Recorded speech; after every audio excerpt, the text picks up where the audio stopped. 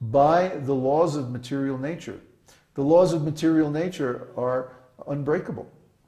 Nobody can go around them. Nobody can avoid them. Nobody can stop them. They're going to act. Why? Because the laws of nature are the laws of God.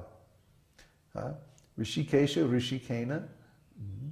He is the law, actually the Lord of all the senses. So we can understand that everything that we're doing is happening only by His grace. He is the doer in all bodies. We are not the doer. If we were the doer, then we would have to be in charge of everything: our heartbeat, our digestion, the neurotransmitters in our brains, and so on. I mean, come on. We don't have that much intelligence. He does. He has enough intelligence to operate all these bodies perfectly. And by His expansions and extensions, which are the laws of material nature, He is there even within the atom. And everything that happens is just a reflection of His energy. Now the atomic physicists are getting down to the level of subatomic particles, and these particles start to exhibit properties of consciousness. Talk about a freak out. I mean, study quantum mechanics sometimes. You want to freak out? Look at quantum mechanics and the logic of quantum mechanics, which is completely illogical from a material point of view. And yet, these are the building blocks of the material world. Well, how is it working? Because it's Krishna. We can subdivide the atom, put them in an atom smasher and shoot particles at an atom and smash it into a million little pieces and keep analyzing and analyzing the result. And what's the result? The tinier pieces break up into even smaller pieces, and those break up into itsy bitsier pieces, and so on, unlimitedly. Krishna is just playing with us, He's just leading us on a wild goose chase, because the scientists have not accepted the basic truth that consciousness is the foundation of all existence. Brahma. The Brahman is the root substance, the basic material of everything. Please don't sit on the cord. Thank you. So when this Brahman, or consciousness, becomes transformed into the various material elements, then again, by the laws of God within every atom, everything is manifest. But we're not doing it. He is doing it. Okay? So when we understand that this God's consciousness is unlimited and is within everything, then we understand He is present everywhere and in everything. And so there's no question of our being separate from God, even for a moment. He's always with us. Even though we're an individual and He's an individual and there's some difference between us, still, in another way, we're always together with Him. We're always one with Him, because He's providing all the elements and energy and functions for our body and our mind and everything that we think we are, everything that we think we do. Is only Him. Rishikesh. So the next one is Padmanabha. Padmanabha means Lord Brahma took birth from His lotus navel. His navel isn't an ordinary navel, it's a lotus navel. The lotus flower, if you've ever seen it, is very, very beautiful. And there are so many parts of Krishna's body that are shaped in a similar way to the lotus, and therefore they're very beautiful. Like His lotus feet, His lotus eyes, His lotus mouth, His lotus navel, like that. They all bear some resemblance to the lotus flower, which is considered the most perfect form in the material world. The lotus flower is very beautiful. I don't know if you've ever seen one. It's similar to a water lily, but not exactly. It's more beautiful.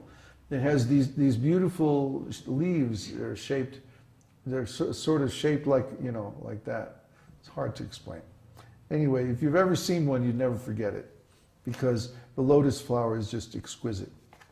So from the lotus navel of Garbhodakshai Vishnu grows a lotus flower.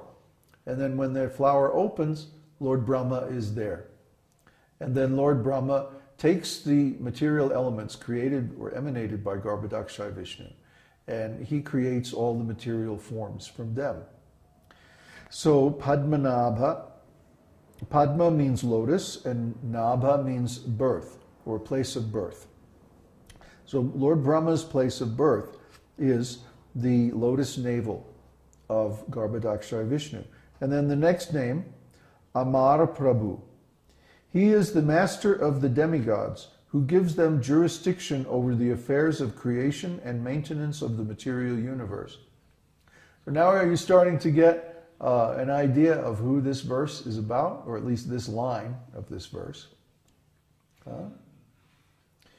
He is talking about that Krishna is unlimited, cannot be measured by Brahma. He's the master of the senses. Brahma took birth from his lotus navel. He's the master of the demigods who gives them jurisdiction over the affairs of creation and so forth. That can only be Garbhodakshaya Vishnu. So this line, at least, of this verse is talking about Garbhodakshaya Vishnu. The first one is about Krishna. Well, Krishna, Garbhodakshaya Vishnu is just an expansion of Krishna for the purpose of creating the material world. Garbhodakshaya, remember, he's the expansion who lies down in the Garbhodaka ocean, in the bottom of the universe. No, it's not the causal ocean. It's the ocean of material elements, material creation. After the Karna ocean is the causal ocean. So Lord Mahavishnu lies down on the Karna ocean, and he emanates the universes, and each universe is like a coconut. Has a shell on the outside, and it has like an opening on the inside, and then there's water, just like in a coconut. And that's the Garbhodaka ocean. So Lord Vishnu, Mahavishnu, Karnadakshaya Vishnu, expands himself into each universe as Garbhodakshaya Vishnu. Garbhodakshaya Vishnu lies down on the ocean of Garbhodaka inside the universe. No, that's not the ocean of milk. The ocean of milk doesn't exist yet, because the ocean of milk is part of the Bhumandala. Okay? So, yeah, it's really complicated. But then it should be complicated, because this world is complicated. Not that, God created the world in 7 days. Right? That's like the kindergarten version. That's the simplified version, the weekly reader version. Did you still have that in school? Weekly reader? Reader's Digest. Yeah, the Reader's Digest version. There you go. That's the condensed version. But the elaborate version is there in the Vedas. For example, it's said in the Nicene Creed, they say that there was nothing created without Lord Jesus. Well, who is Lord Jesus then? Is he God? No, he's not God. He's the Son of God. Well, who is the Son of God? Well, Lord Brahma. Lord Brahma is expanded from the form of Garbhodakshaya Vishnu. And there's only God. That's the only thing that's in the universe at that time is God. And the material elements, of course. But the only living being is God. So, therefore, Garbhodakshaya Vishnu gives birth to Brahma, and then Brahma goes on and creates everything else.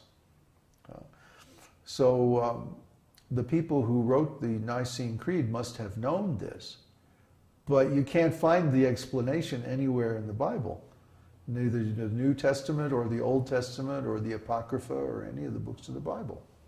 So what's going on? They must have had access to this information, and then they made the creed, but they didn't want other people to have access to the Vedic information, so they hid it.